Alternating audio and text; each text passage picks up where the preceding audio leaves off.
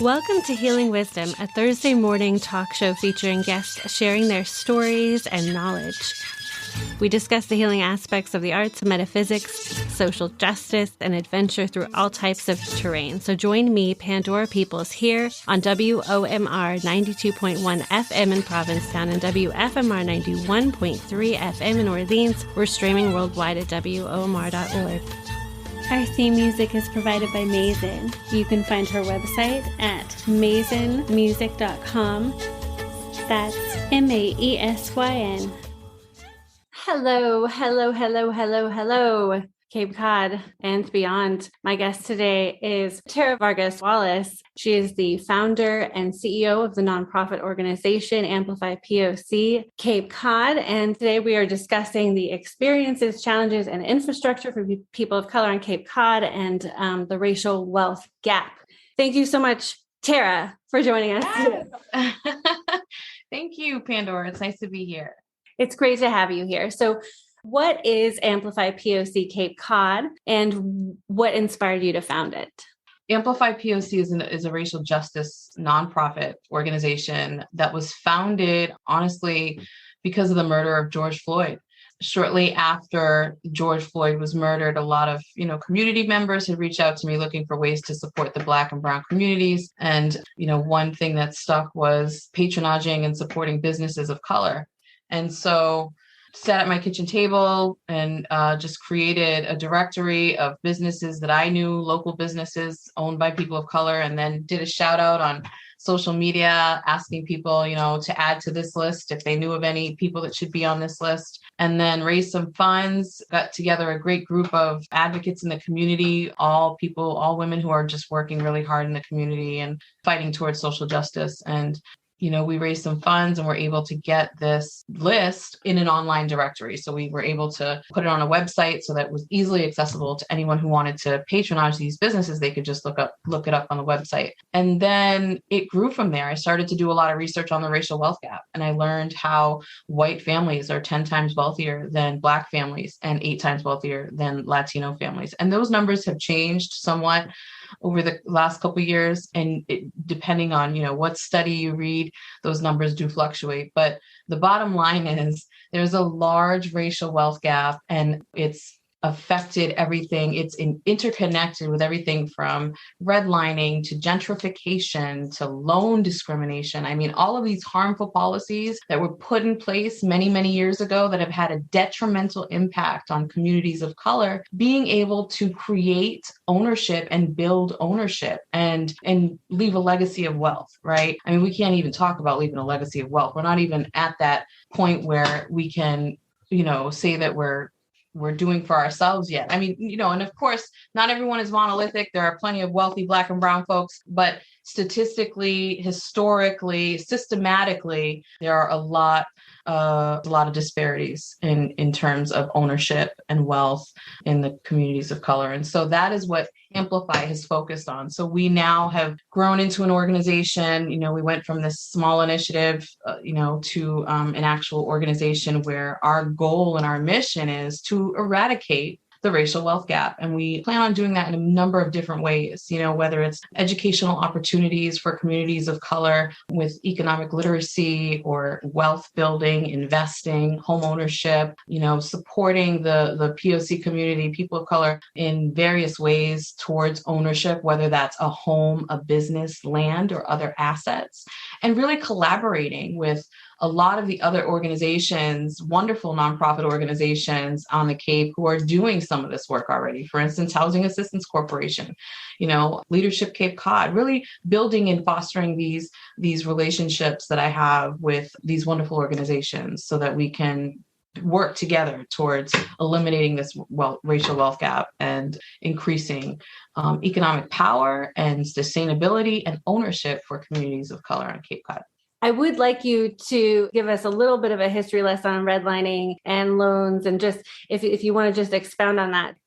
Back in the 50s and 60s, when the government was handing out loans for homeowners and handing out VA loans, there was a lot of barriers put in place so that Black and Brown folks were not getting access to these loans. And even still today, that's still going on. There's a lot of different barriers and that people are not connecting connecting the dots on, that are keeping a lot of Black and brown families and people from obtaining a loan to either purchase a home or get capital seed money for a business, to start up a business. The redlining was back in the 60s, when they would block off and redline off certain communities, the poor communities, so that when people from those communities were to try to leave and go into the green area, which was the prosperous, wealthy area, they were often redlined. And it mostly folks of color, poor people in general, but mostly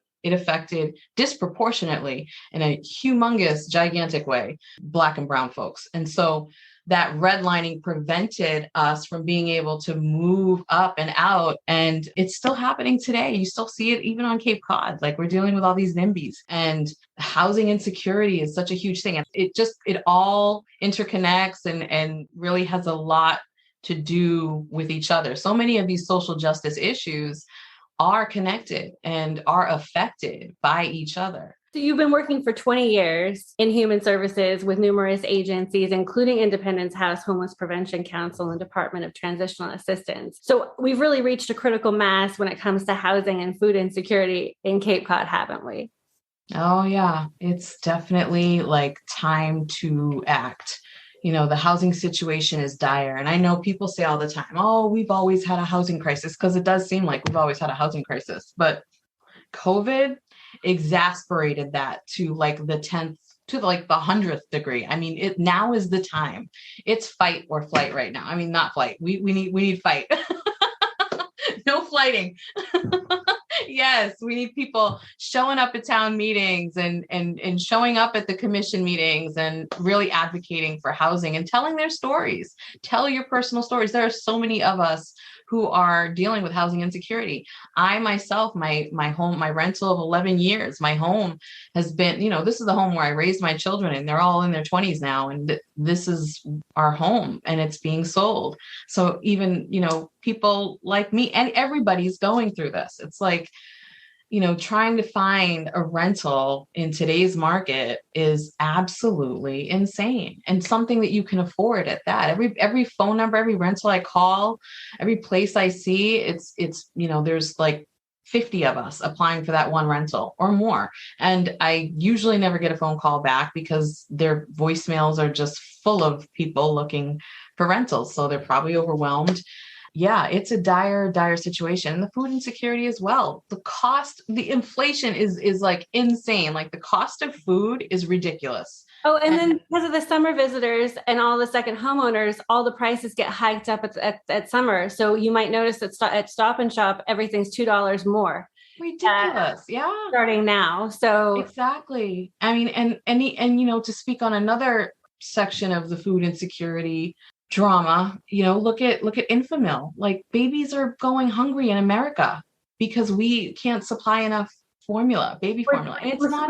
We're supposedly down 40%, but yeah. I just read this story about this woman who went from Atlanta, Georgia. I think it was somewhere in Georgia. I think it was Atlanta. And she went all the way up through Massachusetts, her and her mother. She's 20 years old, and they couldn't find any baby food, but maybe it might have been specific because her child has some lactose issues, and there's an amino acid that she needs in the baby milk. But it's happening everywhere where women are really struggling. It doesn't even just depend on whether your baby has a specific diet or not. Like, there's a lot of people looking for formula for their babies, and some of them, they all have different needs, and it takes an enormous amount of milk to feed a baby. Sometimes your body can't do that, so really just it's ridiculous, the expectations that are put on these mothers. And my heart goes out to them. I feel so bad.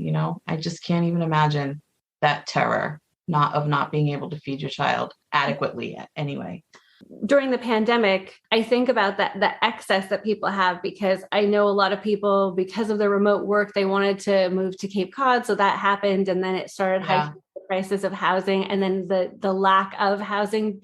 I heard of one person who bought up 10 houses, most in Orleans, I think some on the Outer Cape, and they're renting them all out like Airbnb style. Mm-hmm. And which hurts our housing market. Tell me, are there people trying to put things in place so that people who turn houses and real estate brokers and agents and all this can't just keep, because it would be nice if families that are year-rounders are preferred, that there's some deference and help for folks, because do we want a year-round community here? Yeah. So Housing Assistance Corporation, there are plenty of efforts put in place here. There's a lot of great things happening, a lot of innovative, out of the box thinking. And Housing Assistance Corporation, the largest housing agency in the region, they have created sort of a coalition. And you can go to their website and find out, more about this, but where they're not only are they expanding their ADU program to help homeowners build an additional rental unit on their property to provide more housing stock, which is amazing. They're expanding that program. They are also doing like educational housing workshops so that people can get educated on the housing issues and go out to town meeting and have an informed advocate at an informed level of what's going on in case they're someone who happens to not have housing insecurity, but want to still support the efforts that are being, that are taking place locally on a local level to advocate for more housing. And there's a lot of other different initiatives going on. And I think the best place to start is by going to Housing Assistance Corporation's website. I'm sorry, I don't know it by heart, but I'm sure if you just Google hack, it'll pop up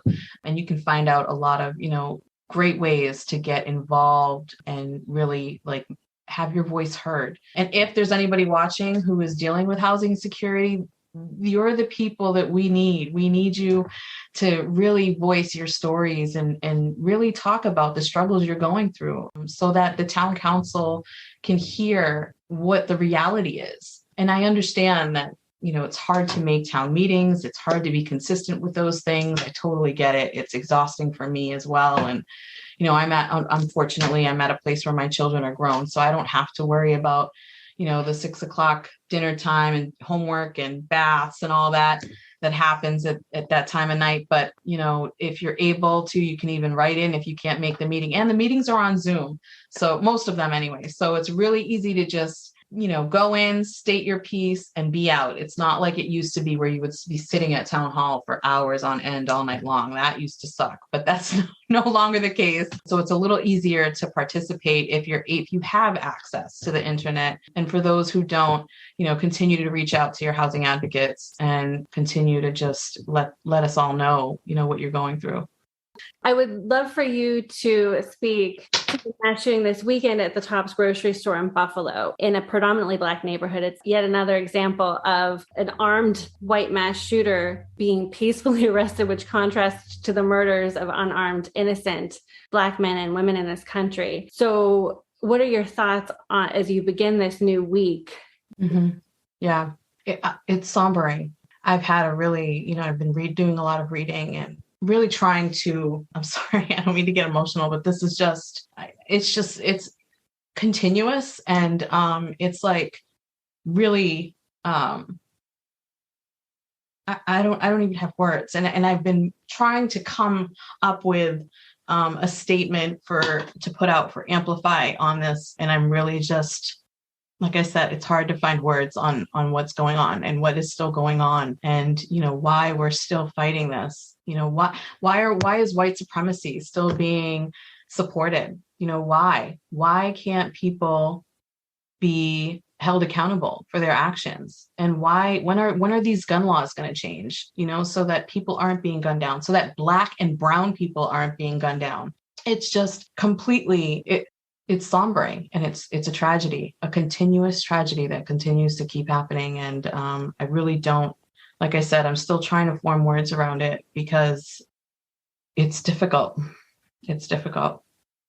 In the case with this 18-year-old white supremacist, he was posting online and he'd gotten in trouble at school a year prior. I mean, the red flags were all over, and the way that the Rittenhouse was treated. Yep. I mean, it's just continuous. The January 6th armed insurrection. I mean, there were some people who had weapons, mm-hmm. and Marjorie Taylor Greene perjuring herself and saying, no, she didn't contribute at all, to that when there's just ample evidence of her making addresses to people on social media. I think about all the different protests and all the different reactions to people of color. Really recently, we have the pipeline protests and water protectors getting all kinds of rubber bullets and water cannons, dogs, ripping apart their flesh. And then you have all of these white protesters just being violent and storming the Capitol. And getting away with it. And really like, the investigation into it, like what is happening with that? How many people were penalized for this? And mind you, there were 6 shootings that day, the day of the Buffalo shooting. You're only hearing about the Buffalo shooting. And that right there, I mean, it's like, why aren't all these other shootings getting press? Well, we know why. Because people aren't being held accountable.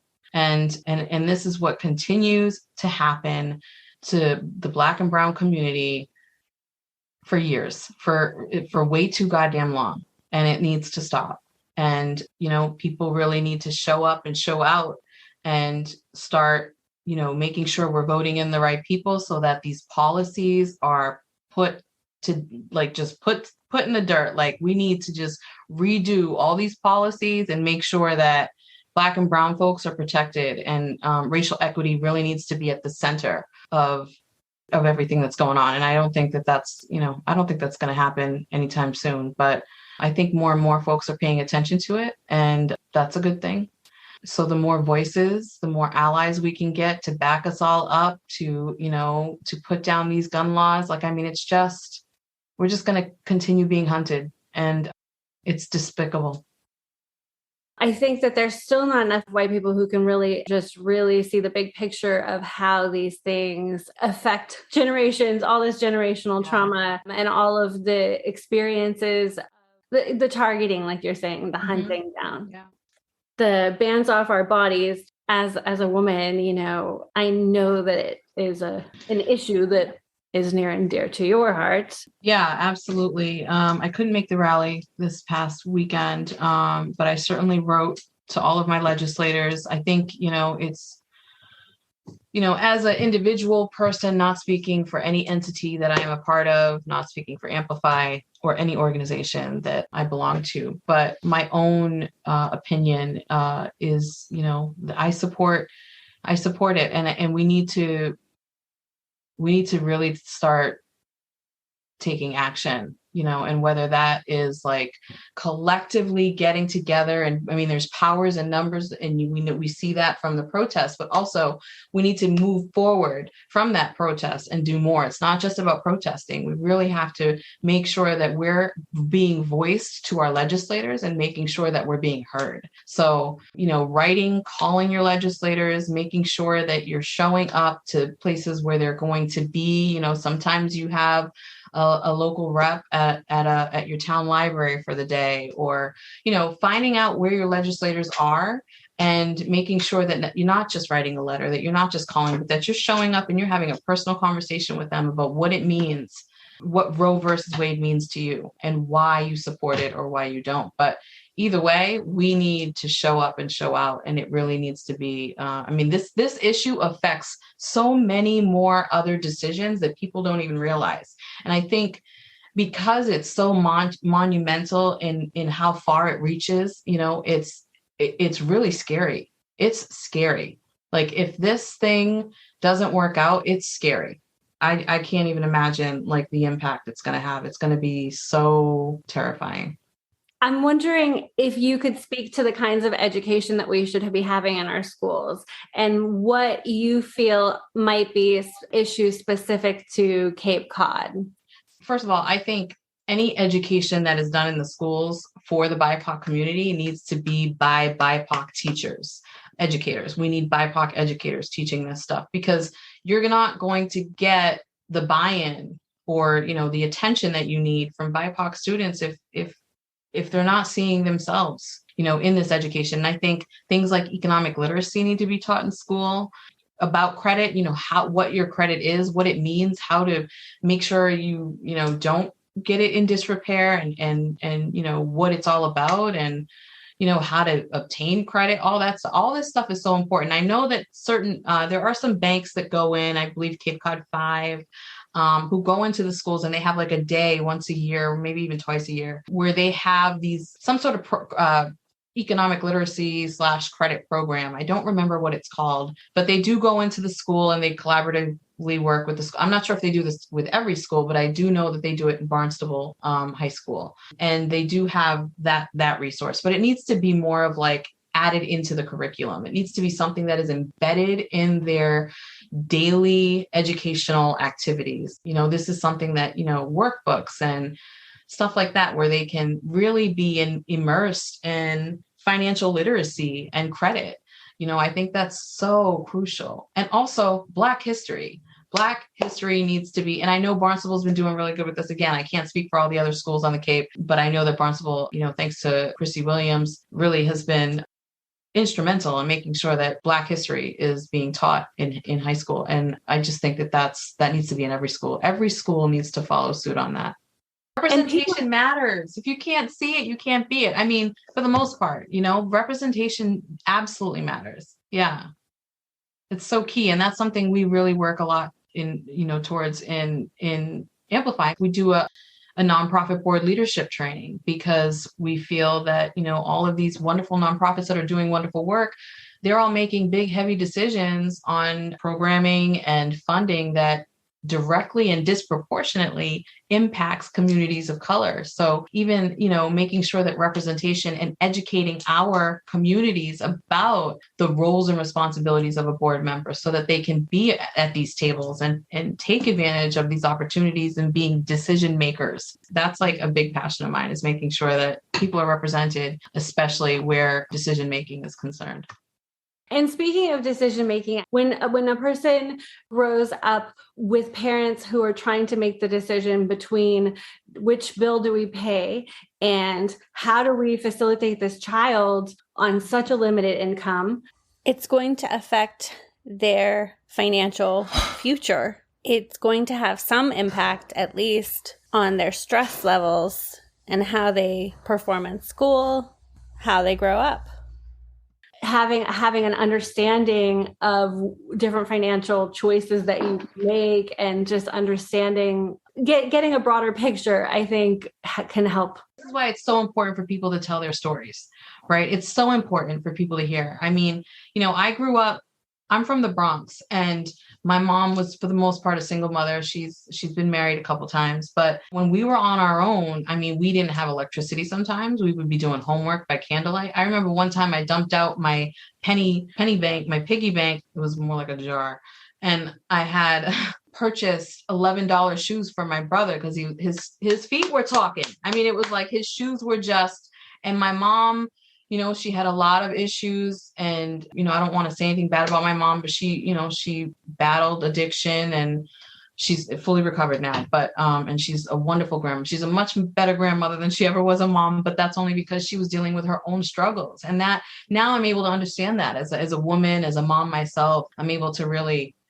put that, let a lot of that go. I had a lot of resentment, but having those, I remember like stealing food at the grocery store, having those, speaking of food insecurity, having those struggles and telling your story. And then as an adult, not even, I was a young mom, I was 17. So I had my daughter, she was 2 years old, and we were homeless, and we came to the Cape, and my grandmother was here. So we felt safe being here with her. And then 3 months later, she passed away, and we were homeless in my car driving around.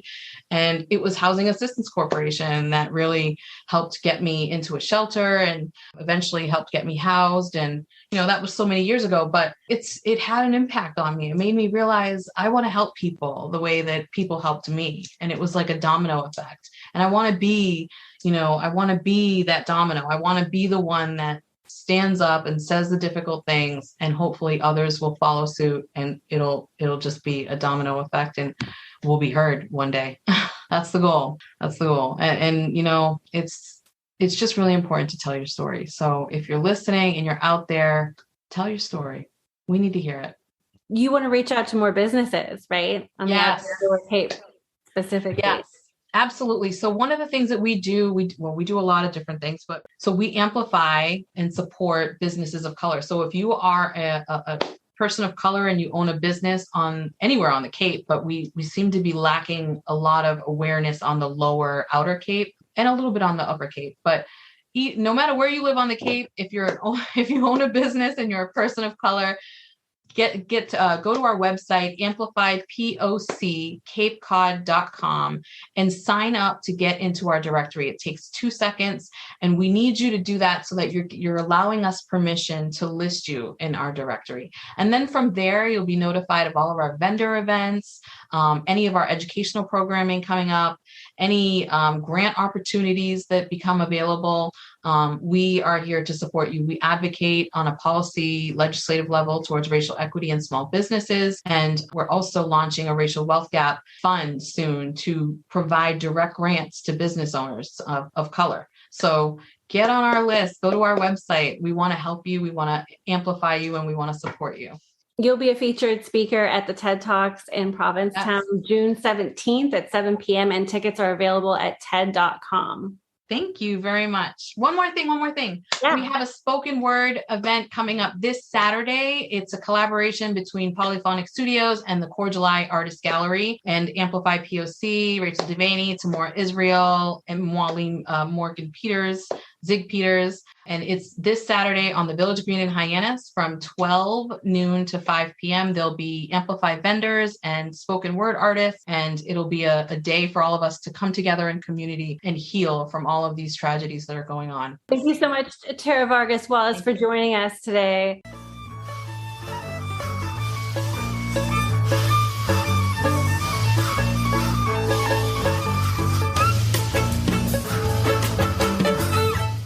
You've been listening to Healing Wisdom at Outermost Radio. All of our shows are podcasts at WOMR.org. Also check out healingwisdomradioshow.com and contact me at pandora@WOMR.org.